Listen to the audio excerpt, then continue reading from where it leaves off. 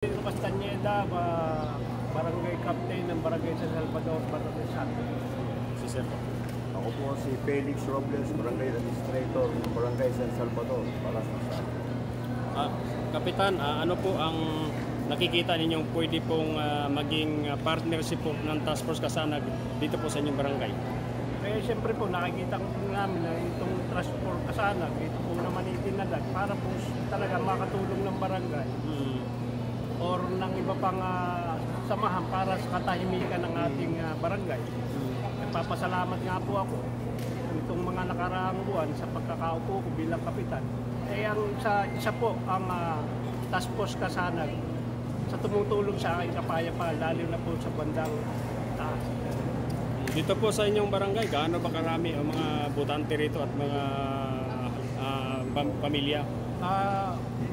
Dito po sa aming barangay, siguro po, ito po ang pinakamalaking barangay sa bayan. Siguro ang aming botante kumulang sa 6,000 na. Kumusta naman po ang peace and order sa inyong lugar, sa barangay? Hindi ko naman po masasabing 100% na tahimik, pero sa tulong po, siguro naman po, sinarong kami sa 90% na katahimikan. Sa tulong po ng katulad ng inyong samahan, ay talaga pong nalilimit yung mga krimen. Sir, ano naman po sa inyo yung mga plano, proyekto ng inyong barangay po?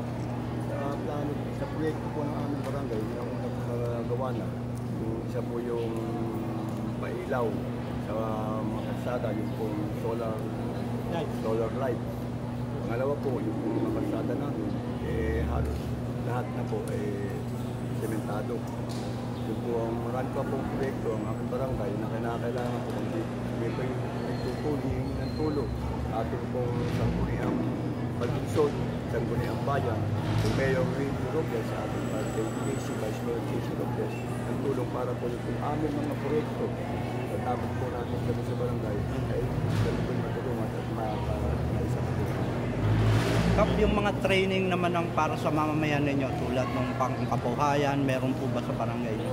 Meron naman kaming katulong ng mga NGO, katulad ng munisipyo, yung livelihood. May naman training, marami naman training, katulad nga yung nakaraan. Yung siyempre, alam naman yung ngayon, panahon ng disaster, kaya nung last week ata, nagdaos kami ng incident training program para sa aming empleyado.